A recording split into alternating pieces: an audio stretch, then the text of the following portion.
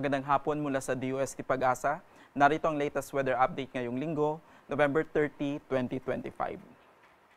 Base sa latest satellite image, tatlong weather system ang kasalukuyang nagdadala ng mga kaulapan at pag-ulan sa iba't ibang bahagi ng ating bansa. Una na po rito itong northeast monsoon o yung hanging hamian na nagdadala ng kaulapan at mahihinang pag-ulan particularly dito sa may extreme northern Luzon, habang itong easterly naman o yung hangin na galing sa dagat Pasipiko ang nagdadala ng mga pag-ulan at isolated thunderstorms dito sa malaking bahagi ng Luzon, habang itong si Tropical Storm Koto as of 3 p.m. kanina, yung kanyang sentro is namataan sa layong 440 kilometers north-northwest ng Pag-asa Island, Palawan, na may maximum sustained winds na 185 kilometers per hour at gustiness na umaabot ng 105 kilometers per hour. Kasalukuyan po itong kumikilos northwestward pero mabagal po ang pagkilos nito, kaya itong extension po nitong si Tropical Storm Koto ay patuloy pa rin nagdadala ng mga pag-ulan, particularly sa may Kalayaan Islands, habang sa Palawan, sa Visayas at Mindanao,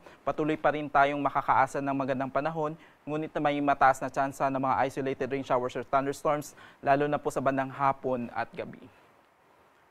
Para po sa lagay ng ating panahon bukas, dahil po sa northeast monsoon, patuloy pa rin makakaranas ng mga mahihinang pag-ulan at kaulapan ang Batanes at Babuyan Islands, habang sa malaking bahagi ng Luzon, kasama po ang Metro Manila, ay patuloy pa rin makakaranas ng generally good weather na may mataas na tsansa ng mga isolated rain showers or thunderstorm, lalo na po sa bandang hapon at gabi. Para po sa agwat ng temperatura dito sa Metro Manila, 24 to 33 degrees Celsius, Tagaytay 22 to 30 degrees Celsius, Baguio 18 to 24 degrees Celsius, Lawag 25 to 32 degrees Celsius, dito sa may Tuguegarao 24 to 32 degrees Celsius, at sa may Legazpi 25 to 33 degrees Celsius.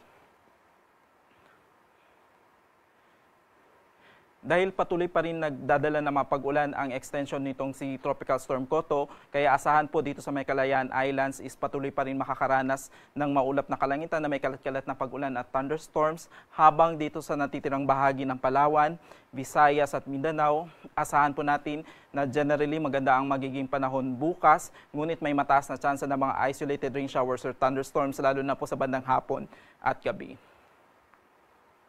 Para po sa lagay ng ating mga karagatan, sa ngayon wala po tayong nakataas na gale warning sa anumang bahagi po ng ating bansa, ngunit pinag-iingat pa rin po natin ang ating mga kababayang mangingisda at yung may maliliit na sasakyang pandagat, sapagkat dito sa may area ng Palawan ay maaari po silang makaranas ng moderate to rough sea condition na maaari po silang makaranas ng mga pag-alon na pwedeng umabot ng 1.5 hanggang 3.1 meters, habang dito sa may Northern Luzon, asahan po ang katamtaman na pag-alon, habang sa natitirang bahagi ng ating bansa ay makakaranas po ng slight to moderate sea conditions. Para po sa lagay ng ating panahon sa susunod na 3 araw, by Tuesday dito sa Metro Manila, Baguio City at Legazpi, patuloy pa rin iiral ang easterlies, kaya asahan po natin na magiging maganda yung magiging panahon by Tuesday na may mataas na tsansa ng mga isolated rain showers or thunderstorms. Ngunit pagdating po ng Wednesday at Thursday, dahil inaasahan po na magkakaroon po tayo ng surge ng northeast monsoon, kaya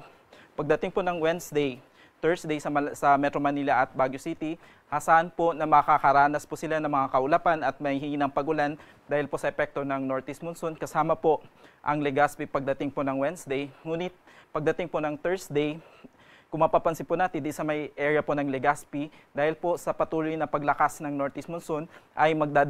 yung axis ng shear line ay maaari pong makapekto dito sa may area po ng Legazpi, kaya asahan po na by Thursday, dito sa may area po ng Bicol region ay maaari po sila makaranas ng maulap na kalangitan na may kalat-kalat na pag-ulan at thunderstorms.